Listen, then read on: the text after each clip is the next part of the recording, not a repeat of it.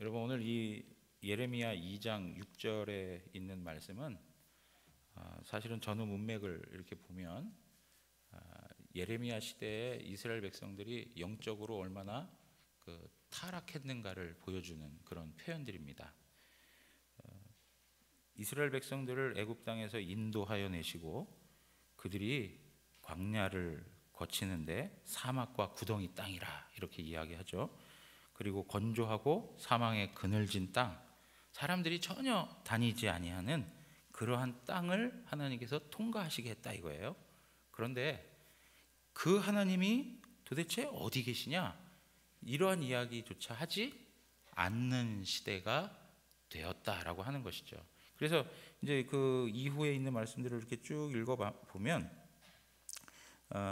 제사장들조차도 하나님의 살아계신 거에 대한 의문을 갖는 게 아니고 하나님 존재에 대해서도 감각이 없는 그런 시대가 되었다라고 말하는 거예요. 그러니까 여러분 보십시오. 여기에서도 지금 여호와께서 어디 계시냐 하고 말하지 아니하였도다. 그때의 그 이스라엘 백성들, 그 선조들을 구원했던 여호와가 어디 계시냐, 이런 질문조차 하지 않는 그런 시대가 되었다는 거예요. 그러니까 영적으로 완전히 감각이 없는 시대. 여러분, 오늘날도 이렇게 보면 예전에는 신 존재에 대한 막연한 인정이라도 있었어요.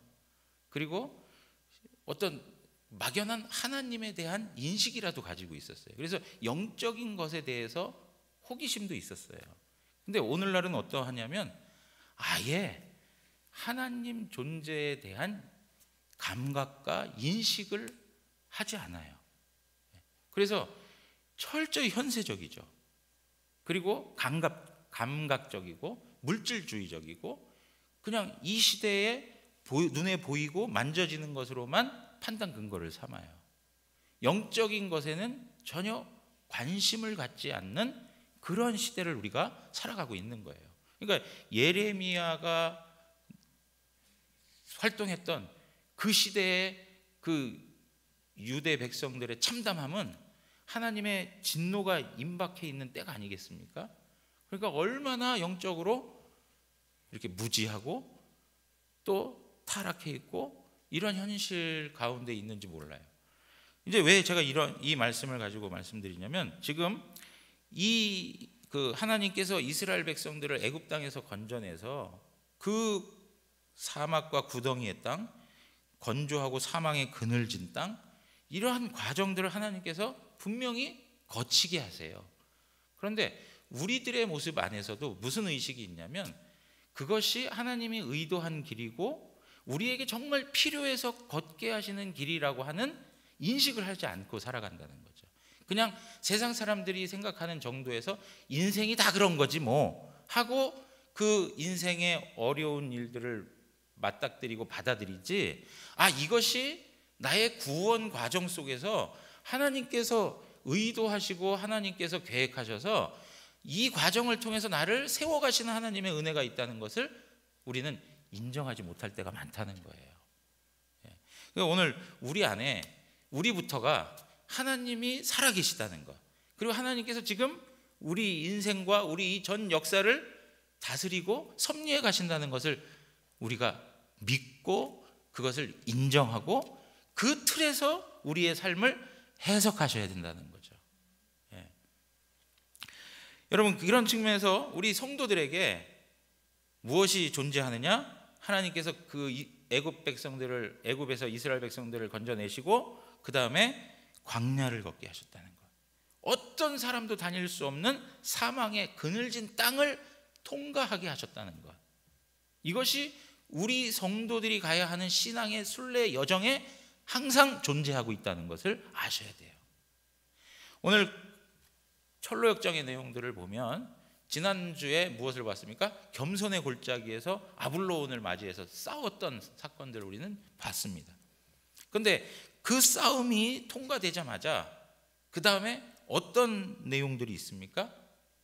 바로 사망의 음침한 골짜기를 걸어가야 하는 그 과정이 또 크리스찬에게 주어지고 있는 거예요. 여러분, 마치 이 모습을 보면 누가 생각이 납니까? 엘리야가 저는 생각이 나더라고요. 엘리야가 바알 선지자들, 아세라 선지자들과 한판 큰 대결을 하고 나서, 그리고 나서 로뎀나무 밑에 가가지고 저를 죽여주십시오 했던 엘리야의 모습이 생각이 나더라고요. 여러분, 오늘 여기에 사망의 음침한 골짜기를 걸어가는 크리스찬의 모습이 나오는데, 이 사망의 음침한 골짜기가 어떤 곳이냐? 영적 침체가 있는 그런 과정을 이야기해요. 철저히 영적으로 침체하는, 마음으로 고통스럽고 두렵고 모든 게 다 혼란스러운 그런 형편. 그래서 의욕도 없어지고, 그냥 마음에서는 자꾸 움츠러들고, 그리고 두려워지고, 뭔가 이렇게 하나님 살아계심에 대한 신뢰를 하지 못하는 그런 의심들이 생겨나고 하는 그러한 현실, 그 과정을 지금 걸어가고 있는 거예요. 그래서 이 길을 계속 가야 되나? 중도에 포기해버려야지. 그런 어떤 부정적인 생각으로 꽉 사로잡혀 있는 그런 상황이 바로 사망의 음침한 골짜기를 걸어가는 철로 역정의 그 크리스찬의 모습에서 발견되고 있다는 거예요. 여러분, 이러한 것은 우리 신앙에 있어서 굉장히 큰 위기죠. 신앙적으로 메마름이 있는 거예요. 광야 같은 메마름이 있어요. 건조해요. 기도를 해도 그냥 허공에 대고 떠드는 것 같고 아무런 의미가 없는 것처럼 느껴질 때가 있고, 찬송을 해도 예전에는 감격이 있었고 기쁨이 있었고 하나님을 향한 경외의 태도가 막 마음속에서 일어나면서 하나님께 올려드렸는데, 어느 순간 그런 것도 다 귀찮아, 지루해. 예배에 대해서도 정말로 매 예배 시간마다 사모하는 마음으로 하나님의 은혜를 갈급하고 갈망하면서 하나님 은혜 주시기를 위하여 마치 사슴이 시냇물을 찾기에 갈급함처럼 그렇게 하나님 앞에 나갔는데, 지금은 아무런 감동도 없고 아무런 느낌도 없고 아무런 감각 없는 그러한 형식이 되어버리는 과정들. 여러분, 이러한 과정들이 전부 우리 신앙의 길에 놓여 있다는 것이죠. 이것이 바로 사망의 음침한 골짜기를 걸어가는 과정이에요. 그런데 여러분, 여기서 크리스찬이 두 사람을 만납니다. 이 두 사람은 사망의 음침한 골짜기의 그 경계선까지 갔던 사람들이에요. 근데 그 사람들이 다시금 돌이키면서 무엇을 하느냐? 그곳에서 봤던 것들, 들은 것을 설명해 주기 시작해요. 그곳은 어떤 곳이냐? 위험한 곳이고, 그리고 그곳에는 귀신들이 있고, 사티로스라고 하는 건 그리스 로마 신화에 나오는 그 뭡니까? 반은 사람이고 반은 짐승처럼 생긴 그런 이상한 괴물 같은 그런 거예요.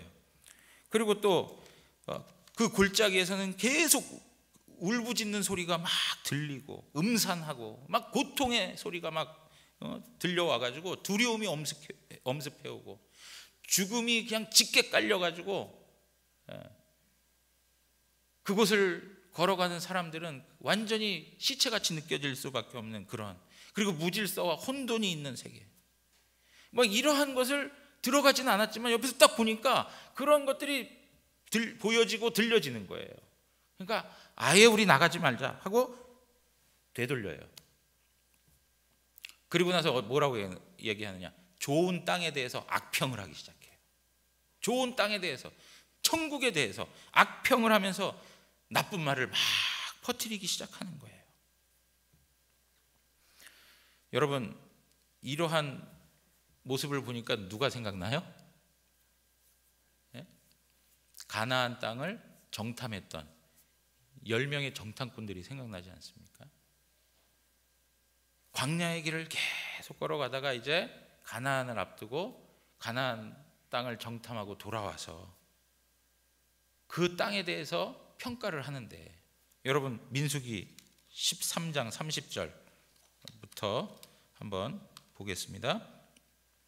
갈렙이 모세 앞에서 백성을 조용하게 하고 이르되 우리가 곧 올라가서 그 땅을 취하자 능히 이기리라 하나, 그와 함께 올라갔던 사람들 10명의 정탐꾼을 얘기하는 것이죠. 이르되 우리는 능히 올라가서 그 백성을 치지 못하리라. 그들은 우리보다 강하니라 하고, 이스라엘 자손 앞에서 그 정탐한 땅을 악평하여 이르되 우리가 두루 다니며 정탐한 땅은 그 거주민을 삼키는 땅이요 거기서 본 모든 백성은 신장이 장대한 자들이며 거기서 네피림 후손인 아낙 자손의 거인들을 보았나니 우리는 스스로 보기에도 메뚜기 같으니 그들이 보기에도 그와 같았을 것이니라 라고 얘기해요. 하나님께서 그들에게 허락하셨던 약속의 땅에 대해서 악평하기 시작해요. 그러면서 그러한 평가들이 영향을 끼치게 되죠. 그래서 어떤 일이 벌어지죠? 민수기 14장 1절에 가면 온 회중이 소리를 높여 부르짖으며 백성이 밤새도록 통곡하였다라고 얘기해요. 밤새도록 통곡해요. 여러분, 우리의 신앙의 내용 가운데 이러한 특징을 가지고 있는 분들도 있어요. 지금까지 오랜 세월 신앙생활을 해보시지만 해보시니까 잘 아실 거예요. 정말 하나님 위해서 그 길을 걸어가겠다고 했지만 고난이 와가지고 그 고난에 대해서 원망하고 불평하고 그 이해에 대한 부족을 인해서 하나님 아는 지식에 대한 그릇된 지식을 통해서 결국에는 기독교 신앙에 대해서 막 악평을 해요. 예. 부정적으로 다 평가해요. 그러다 보니까 다른 사람에게까지 막 영향을 줘요. 그리고 나선 교회를 떠나게 되는 사람들도 종종 있어요.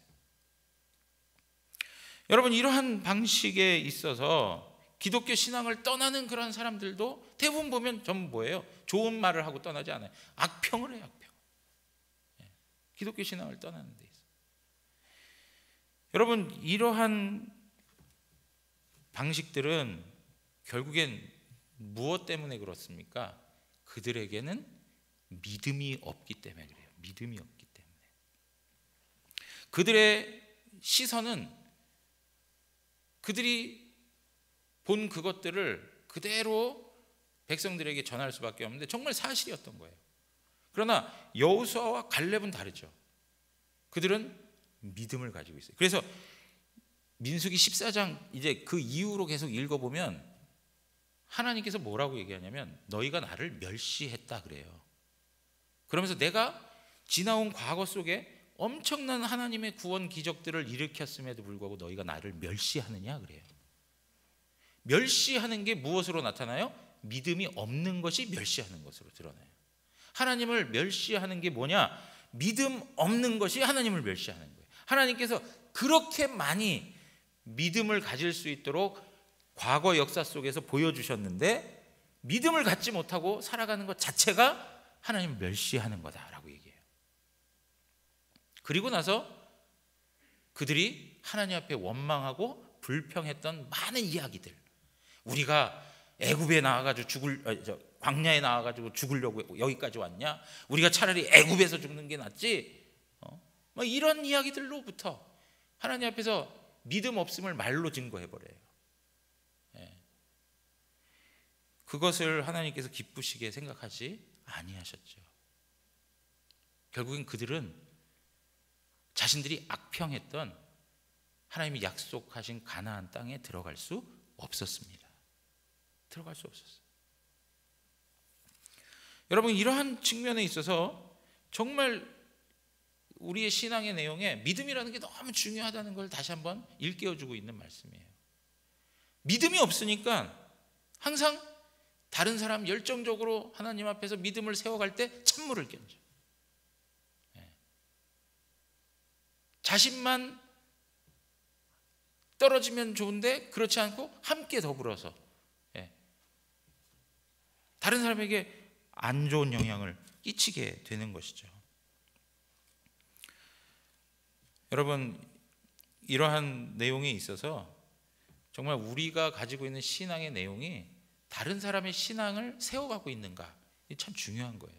지금 이 크리스찬이 만났던 이 두 사람은요, 크리스찬의 믿음을 떨어뜨릴 만한 말과 행동을 하고 있어요. 과연 나의 입술, 그리고 내가 하는 일들, 어떤 하나님 앞에서의 신앙적 태도가 과연 다른 사람에게 선한 영향력을 끼치고 있는가? 나를 통해서 다른 사람이 힘을 얻고 세워져 가고 있는가? 이것이 참 중요한 거죠. 참 중요한 거예요. 여러분, 이런 측면에서 우리가 함께 기도해주고 함께 말씀으로 세워가는 그런 신앙 공동체로 하나님 앞에 더욱더 세워져 가기를 원합니다. 정말 선한 영향력들을 세워가면서, 내가 그때 어려웠을 때 우리 그 집사님께서 한 말씀 해주셨던 게 나에게 있어서는 큰 힘이 돼서 일어날 수 있었노라고. 내가 참 기도조차도 하기 어려울 때 우리 권사님께서 늘 기도해 주신다고 격려해 주시고 또 기도해 주시는 그것 때문에 마음의 용기를 얻을 수 있었다고. 이러한 신앙적인 미담들이 우리의 공동체 안에서 사실은 풍성해져야 되는 거예요. 풍성해져야. 그것이 교회의 힘이에요. 그것이 교회의 힘이에요. 여러분, 여기 크리스찬이 어떻게 하느냐? 그 사람들이 이야기한 일들에 대해서 뭐라고 얘기하느냐? 자기는 자기가 걸어가는 이 길을 되돌릴 수 없다라고 얘기해요. 그리고 앞으로 나아가는 거예요. 여러분, 영적인 장애가 앞에 다가올 때 우리의 믿음을 확인해 볼 수 있다고 계속 말씀드렸어요. 아무런 일이 없을 때는 다 믿음 좋아 보인다니까요. 근데 영적인 장애가 오고 영적으로 뭔가 우리를 괴롭히는 일들이 생겨날 때에 진정으로 우리의 믿음이 어느 정도의 수준에 있는지를 확인할 수가 있단 말이에요. 그러니까 좋을 때는 다 잘하는 거예요. 그러나 정작 안 좋을 때, 정말 위기의 순간에는 그 믿음의 실력이 나와야 되는데 그것이 내가 가지고 생각했던 실력하고 너무 차이가 날 때가 있는 거죠. 아무튼 이 크리스천은 앞으로 나가려고 해요. 그래서 히브리서 10장 우리가 계속 반복적으로 읽는 말씀인데 38절에 39절에 이런 말씀이 있어요. 나의 의인은 믿음으로 말미암아 살리라. 또한 뒤로 물러가면 내 마음이 그를 기뻐하지 아니하리라 하셨느니라. 우리는 뒤로 물러가 멸망하는 자가 아니요 오직 영혼을 구원함에 이르는 믿음을 가진 자라라고 얘기해요. 우리는 믿음을 가지고 있다. 믿음을 가지고 있다. 그 믿음이라고 하는 것은 결국에는 하나님과 우리를 연결시켜주는 도구가 돼요. 수단이 돼요. 결국은 믿음을 가지고 있다라고 하는 건 하나님이 나와 함께 하신다는 거예요. 하나님이 나와 함께 하신다. 그것을 인정하는 것이죠. 여러분, 여기 사망의 음침한 골짜기에선 정말 위험한 요소들이 분명 있었어요. 철로역정에 표현된 내용들을 간단히 보면 좌우에 도랑과 수렁이 있었어요. 그 음침한 골짜기를 걸어가는데 거기에 좌우에 도랑과 수렁이 있어요. 오른쪽 도랑에는 소경이 소경을 인도하다가 둘 다 빠져 죽은 도랑이 있어요. 소경이 소경을 인도하다가 둘 다 빠져 죽은 도랑이 있는 거예요. 여러분, 이건 무슨 얘기입니까? 소경이 소경을 인도한다는 건 뭐냐면 거짓된 가르침을 가지고 다른 사람을 끌고 가다가 같이 망하게 되는 예를 보여주는 거예요. 잘못된 교훈을 통해서 자신만 죽는 게 아니고 다른 사람까지 죽이는 그러한 위험성이 있다는 것을 이야기해주고 있는 거예요. 아주 영적으로 혼란스럽고 복잡한 거죠. 뭔가 하나님의 말씀이 정확하게 전달돼야 되는데 그게 아니라 소경인 자가 또 소경을 인도하니까 그 길을 지나갈 때 거기에 그냥 빠져서 함께 죽는 거예요. 왼쪽 도랑은 어떤 도랑이냐? 도덕적인 타락을 이끄는 도랑이 또 있는 거예요. 누가 빠졌다고 그래요? 다윗이 빠졌던 도랑, 다윗이 빠졌던 수렁, 깊은 웅덩이에서 그 수렁에서 헤어져 나오지 못할 때 하나님께서 그를 건져내셨다고 했던 그 수렁, 도덕적 타락을 유도하는 그러한 과정들이 있다는 것을 이야기하죠. 영적으로 아주 느슨해지고 영적으로 긴장하지 못했을 때, 그리고 뭔가 허무함이 찾아오고 공고했을 때 우리는 그러한 수렁에 빠질 수 있다는 것을 말해주고 있는 것입니다. 그리고 여러분, 여기 보면 크리스찬이 그 사망의 음침한 골짜기를 지나가는데 굉장히 힘들어하고 고통스러워요. 왜요? 곳곳에 수렁이 놓여 있으니까 그걸 피해서 조심스럽게 가는 거예요. 조심스럽게. 여러분, 우리의 신앙의 내용들이요, 사실은 이 과정을 밟아가는 거예요. 그냥 평탄한 길이 확 열려가지고 그냥 무조건 달려가는 것은 얼마 없는 것 같아요. 하나하나가 다 마치 쥐레밭을 걷듯이, 쥐레밭. 이거 밟아가 쥐레가 터져버리면 그냥 다 날아가는 것처럼 쥐레가 있는가 없는가 확인해가면서 조심스럽게 하나하나 밟아가는 거예요.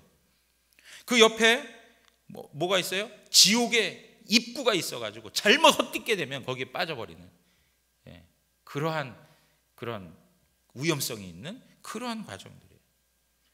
지옥의 입구가 있어가지고 막 부르짖는 소리, 불과 화염이 막 올라오고 막 이러는 거, 그런 곳을 그냥 마음 턱 내려놓고 그냥 갈 수가 있겠습니까? 얼마나 조심스럽겠습니까? 그것 자체가 굉장히 스트레스가 될 수도 있는 거죠, 사실은. 영적 긴장감을 가지고 간다는 것이 그렇단 말이에요. 여러분, 우리 그런 얘기 하잖아요. 살얼음을 걷는다. 그거 마음껏 걸을 수 있습니까?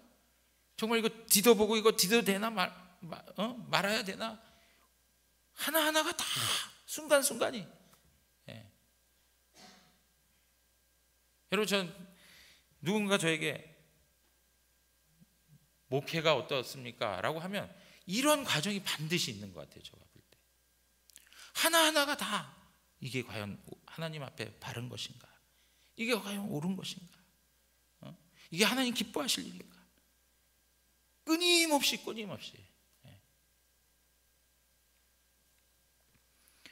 이런 일들에 대해서 크리스천이 어떻게 하느냐. 여러분, 크리스천은 이 사망의 음침한 골짜기를 걸어가는 동안에는 자신이 겸손의 골짜기에서 아볼로온과 싸울 때 사용했던 칼을 도무지 쓸 수가 없어요. 왜? 누가 나타난 게 아니에요. 자기가 그 사망의 음침한 골짜기를 그냥 통과해 가는 거예요. 어떤 상대가 나타나가지고 싸워야 되고 막 이러는 게 아니기 때문에 칼을 사용할 길이 없어요. 그래서 어떻게 해요? 칼을 꽂습니다. 칼을 계속 들고 있다가 여기선 칼을 사용하는 곳이 아니구나, 그리고 칼을 꽂아요. 그리고 나서 그 사망의 음침한 골짜기를 걸어가는 중에 사용하는 무기가 따로 있었어요. 그게 뭔지 아십니까? 기도였습니다. 기도였어요. 그래서 에베소서의 6장 18절에 영적 전쟁에 대해서 우리 지난번에 쭉 설명하고 나서 그 뒷부분에 나온 이야기예요. 전신갑주를 입어라 하고, 뭐 성령의 검 나오고, 구원의 투구 나오고 다 했지 않습니까? 그리고 나서 나온 18절에 있는 말씀이 뭐냐? 모든 기도와 간구를 하되 항상 성령 안에서 기도하고 이를 위하여 깨어 구하기를 항상 심쓰며 여러 성도를 위하여 구하라 그랬어요. 여러분, 하나님께서 우리에게 주신 사망의 음침한 골짜기를 걸어갈 수 있는 무기를 주셨는데 그게 기도예요. 기도. 말씀의 검, 성령의 검, 이 말씀이 사용되지 못할 것 같은 그런 상황 속에서 하나님께서는 기도를 사용하여 우리에게 은혜를 베풀어 주시는 거죠. 기도를 사용. 여러분, 오늘 18절 우리가 읽은 말씀을 보시면 기도와 간구, 성령 안에서 기도하고 이를 위하여 깨어 구하고 성도를 위하여 구하라. 기도와 관련된 표현들이 몇 번씩 등장합니까? 5번씩이나, 이 짧은 구절에 5번씩이나 등장하면서 우리에게 기도할 것을 이야기하고 있어요. 영적 전쟁을 하는 데 있어서 내가 무장한 것도 중요하지만 더 중요한 건 뭐냐? 하나님으로부터 공급받는 은혜가 있어야 되는데 그게 뭐예요? 기도를 통해서 이루어진단 말이에요. 기도를 통해서. 여러분, 마가복음 9장에 가면 간질병 걸린 귀신 들린 아이가 등장합니다. 막 귀신이 들면 어디든지 막 거꾸러져가지고 거품 흘리고 하는 그 아들을 데리고 온 아버지의 모습이 있죠. 예수님께서는 제자들과 변화산 산상에 계시고 밑에 나머지 제자들이 함께 있을 때 와서 우리 아들 좀 고쳐주십시오 했지만 제자들이 아무리 해도 그 귀신을 쫓아낼 수가 없었던 거예요. 그리고 나서 예수님이 오셔서 우리가 그 유명한 말씀이 있잖아요. 할 수 있거든이 무슨 말이냐? 믿는 자에겐 능치 못함이 없다. 이렇게 말씀하시잖아요. 그리고 나서 어떻게 하세요? 예수님께서 그 아이를 치료해 주시죠. 그리고 나서 제자들과 함께 계실 때 제자들이 묻습니다. 예수님, 왜 우리는 그 귀신을 쫓아내지 못했습니까? 그럴 때 뭐라고 그랬어요? 마가복음 9장 29절 다 같이 한번 읽겠습니다. 이르시되 기도 외에 다른 것으로는 이런 종류가 나갈 수 없느니라 하시니라. 기도 외에는 다른 것으로는 이런 종류가 나갈 수 없다. 이렇게 거대한 세력, 이렇게 감당할 수 없는 이 일들, 너희가 지난날 가졌던 경험, 너희가 가졌던 어떤 방식들 안에서는 도무지 해결되지 않는다. 이 문제는 오직 기도함을 통해서 이루어질 수 있다. 기도할 것을 이야기해요. 왜요? 기도를 통해서 하나님의 하늘로부터 오는 능력을 덧입는 것이기 때문에 그렇죠. 사랑하는 성도 여러분, 기도는 하나님께서 우리에게 주신 강력한 무기입니다. 그 기도 자체가 무기가 아니라 그 기도를 통해서 하나님의 능력이 나타나기 때문에, 하나님께서 기도를 통해서 일하시기 때문에 우리가 기도할 때 하나님 그분의 놀라운 살아계신 역사가 우리의 삶에 나타날 줄 믿습니다. 그렇기 때문에 우리 기도하셔야 돼요. 기도. 어마어마한 무기를 주셨어요. 우리가 영적으로 침체할 때마다, 우리가 영적으로 공고할 때마다 혼란스럽고 무질서하고 도대체 나의 신앙이 어디로 가야 하는가 참으로 고민스럽고 아파할 때 그 순간에 다른 거 다 하지 마시고 하나님 앞에 나와 기도하세요.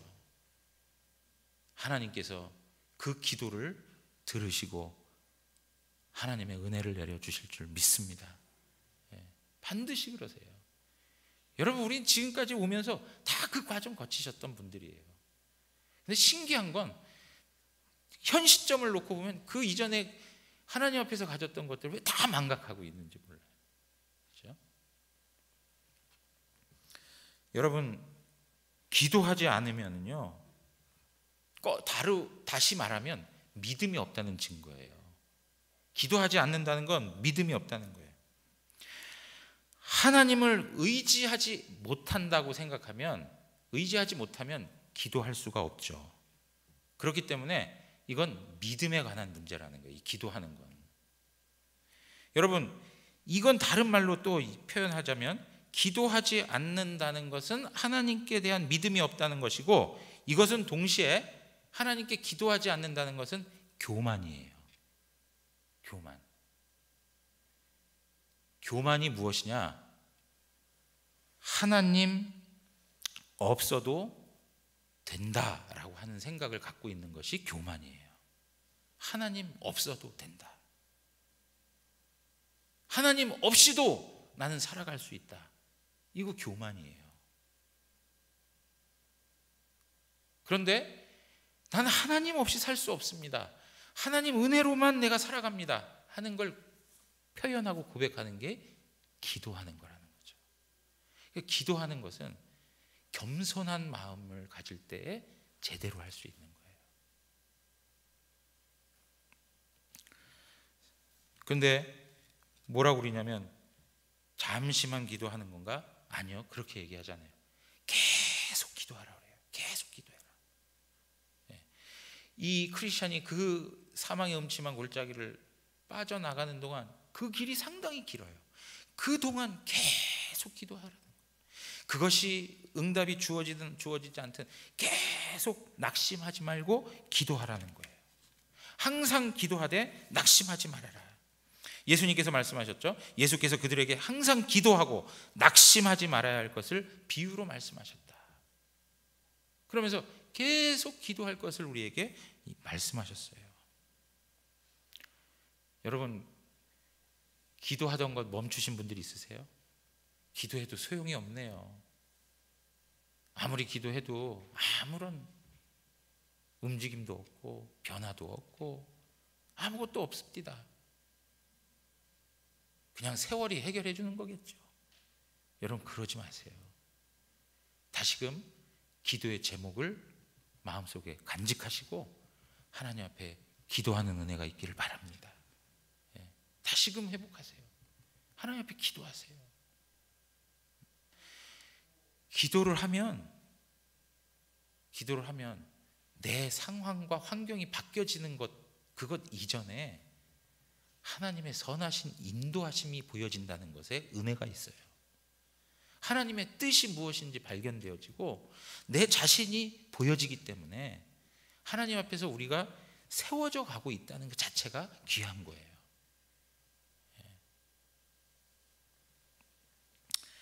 여러분, 이 사망의 음침한 골짜기의 이 과정은 계속되어져 가고 있습니다. 마귀 떼들이 막 쫓아오는 소리가 들려요. 그러니까 크리스찬도 순간 돌아갈까 다시? 이런 생각이 들어요. 그런데 크리스찬이 무슨 생각을 하냐면 이 생각을 해요. 지금쯤 절반은 그래도 넘게 왔겠지 하는 생각을 해요. 절반은 넘게 왔겠지. 조금만 더 가면 이 터널을 통과할 수 있겠지. 그리고 또 뭐예요? 이제 앞으로 가는 것보다 다시 되돌아가는 게 더 위험할 수 있어. 돌이키는 게 더 위험해. 그러면서 앞으로 나가는 방향에 대한 생각을 해요. 여러분, 우리가 신앙하면서 우리의 생각이 어떠한가가 참 중요해요. 크리스천이 너무나도 바른 생각을 하는 것이죠.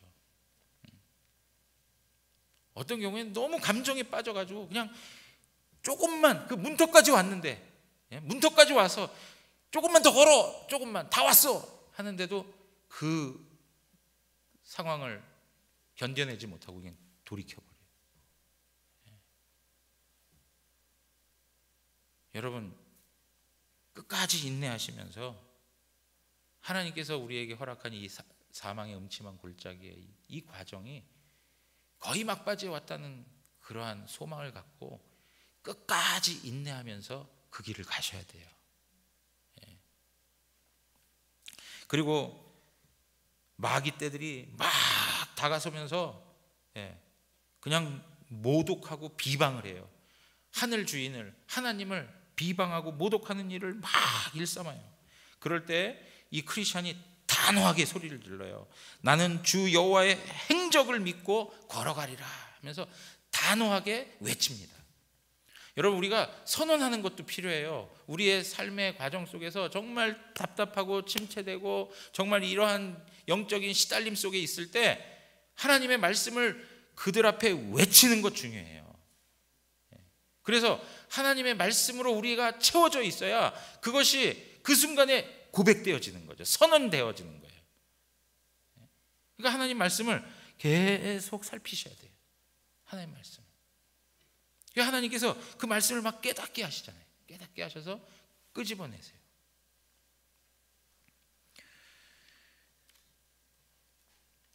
여러분, 영적으로 공고함이 있지만 이 크리스찬은요 정말 속상했던 게 뭐였냐면 하나님에 대해서 비방하고 모욕하는 이야기를 막 끄집어내는 것, 그거에 대해서 마음이 너무 속상했어요. 여러분 보십시오. 우리 신앙생활을 할 때 보면 주변에서요 너 예수쟁이야? 그러면서 무슨 기독교가 가지고 있는 문제, 또 하나님이 뭐 어디 있냐 함부로 이야기하고 하는 내용들을 들어보세요. 주변이 다 둘러싸여서 그런 이야기만 집중적으로 한다고 생각해 보세요. 그거 참아내기가 참 어려워요. 시달리는 거죠. 그럼에도 불구하고 크리스찬은 그 이야기들에 대해 귀를 닫고 계속 그 길을 걸어가는 거예요. 흔들리지 없이. 근데 이러한 것들을 지켜주시는 게 누구냐? 바로 기도하는 걸 통해서 하나님이 붙들어 주시는 거죠. 하나님 붙들어 주시죠. 우리가 신앙을 갖게 된 경위들을 이렇게 살펴보고 또 신앙생활 하시는 가운데 보면 참 저분은 저러한 삶의 조건 속에서 어떻게 저렇게 신앙을 지켜올 수 있었을까? 참 대단하다. 그런 생각을 하게 되는데 사실 그분도 대단한 거지만 사실 그분을 그렇게 세우신 분이 누구일까요? 하나님이시죠. 하나님. 야, 이 순간이면 누구라도 다 불신자가 되겠고 누구라도 다 하나님 대적자가 될 것 같은 그런 환경인데도 하나님께서 거기서 건져내시고 하나님께서 거기서 구원해내시는 일들. 여러분, 하나님의 이름이 비방을 받고 모욕을 당하는 그 현실에서 정말 하나님의 마음을 품고 세상 앞에 하나님 그분의 마음을 대변해 줄 수 있는 성도로 살아가고 있는가? 마치 다윗이 골리앗에 하나님을 향하여 비방하고 모욕하는 수없이 많은 이야기를 할 때 만군의 여호와의 이름으로 나서서 그를 하나님의 이름으로 심판하여 제거했던 것처럼 하나님의 영광과 이스라엘의 영광을 욕되게 하는 일들에 대해서 과연 우리가 어떠한 태도를 가지고 살아가는가?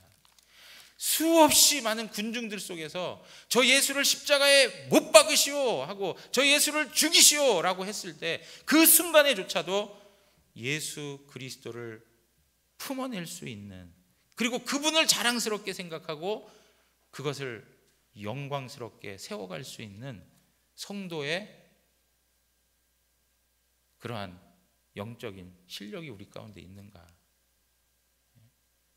그냥 주변에서 무슨 얘기 들으면 그냥 흔들리고 마음이 녹아지고, 그것이 아니라 그러한 비방의 과정들 속에서, 그러한 그 모욕과 비난의 그러한 분위기 속에서도 여전히 성도로서의 자세를 지키고 하나님 앞에서 그 길을 걸어갈 수 있는 그 능력이 우리에게 있어야 한다는 것이죠.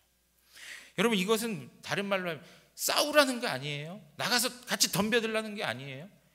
이러한 현실들 속에서는 하나님의 자녀로서의 그 정체성을 가지고 빛으로 소금으로 하나님의 자녀다움으로 거룩함으로 그 삶을 그대로 하나님 앞에서 신앙 고백을 하며 살아가야 된다는 거죠.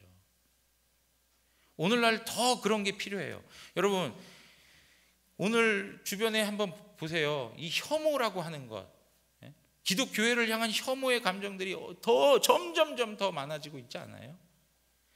현실 세계에서 많은 불신자들과 맞대어 살아가는 성도님들의 삶은 더더욱 그걸 뼈저리게 느끼실 거예요. 이러한 현실들 속에서 정말 우리가 필요한 것은 그들에게 핑계를 대거나 변명을 하는 것이 아니라 우리가 가진 신앙의 고백을 그대로 삶으로 실천해 가는 거예요. 하나님의 영광을 위해서, 하나님의 거룩하심을 위해서, 하나님의 이름이 나의 마음속에서 거룩히 여김을 받고 우리의 가정 속에서 거룩히 여김을 받고 교회 속에서 그리고 이 사회 속에서 하나님의 이름이 거룩히 여김을 받을 수 있도록 우리의 신자됨을 하나님 앞에서 살아가야 된다는 것이죠. 더더욱 절실할 때예요, 여러분. 우리가 성도가 가지고 있는 그 삶의 태도를 보여주고 있다는 것 자체가. 여러분, 여기 앞에 써 있는 대로 진실과 전심으로 하나님 앞에 살아가는 그런 모습이 있기를 바랍니다. 그럴 때 하나님을 비방하는 일들이 떠나고 하나님께서 다시금 높임을 받으시고 영광 받으시는 일들이 우리의 삶을 통해 이루어지기를 원합니다. 여러분, 여기 보면 크리스찬에게 하나님께서 위로를 주시는데 막 힘든 과정들을 밟고 가는데요, 멀리서 소리가 들려나는 거예요. 내가 사망의 음침한 골짜기를 다닐지라도 해를 두려워하지 않을 것은 주께서 나와 함께 하심이라 하고 외치는 소리가 들리는 거예요. 그 소리를 듣고 크리스찬이 굉장히 기뻐해요. 왜 기뻐할까요? 왜 기뻐할까요? 나 말고도 다른 사람이 그 길을 가고 있구나. 나만 혼자 걸어가는 게 아니고 다른 사람도 이 사망의 음침한 골짜기를 걸어가고 있구나. 그리고 그가 나보다 앞서서 이 길을 걸어가고 있다는 것은 하나님이 살아계시다는 증거이구나. 이걸 보는 거예요. 아, 저가 나보다 앞서서 이 길을, 내가 오고 있는 이 길을 앞서서 갔다는 것 자체는 하나님이 그와 함께 하시고 하나님께서 살아계셔서 그를 보호하고 있다는 증거로구나 하는 것을 확신하게 돼요. 그리고 나서 또 한 가지 소망이 생겼어요. 내가 조금만 더 빨리 가게 되면 저 사람과 함께 만날 수가 있겠구나 하는 생각을 하게 되는 거죠. 여러분, 우리가 신앙하는 데 있어서 믿음의 동료가 있다는 건 너무나도 중요해요. 너무 중요해요. 오늘 전도서 4장 9절에 10절에 보면 두 사람이 한 사람보다 나으면 그들이 수고함으로 좋은 상을 얻을 것임이라. 혹시 그들이 넘어지면 하나가 그 동물을 붙들어 일으키려니와 홀로 있어 넘어지고 붙들어 일으킬 자가 없는 자에게는 화가 있으리라 그랬어요. 여러분, 누군가가 믿음의 길을 함께 하고 있다는 것, 이거는 굉장한 힘을 주는 거예요. 굉장한 격려가 되고 있다는 거예요.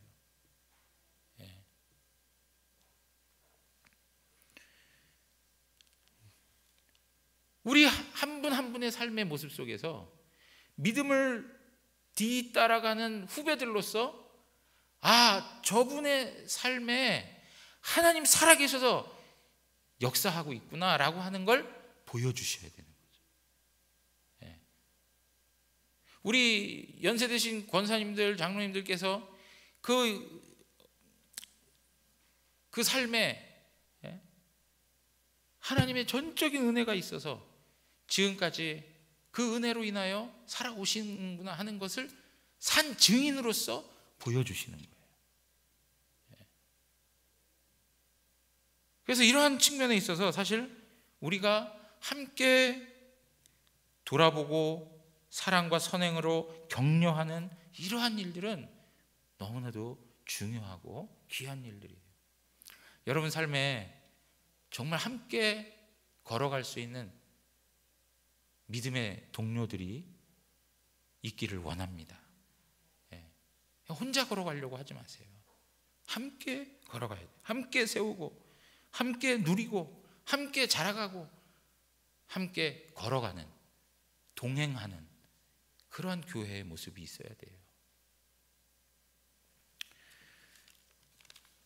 여러분, 우리가 이러한 내용들을 보면서 정말 우리 교회만 세워져 가는 게 아니고 정말로 노회 산하 그리고 이 총회 산하에 함께 하나님 나라를 세워가고 또 총회를 넘어서서 우리 한국 교회 전 세계 함께하는 형제된 교회들이 함께 주님의 나라를 일으켜갈 수 있는 그런 믿음의 동지들이 되기를 바랍니다.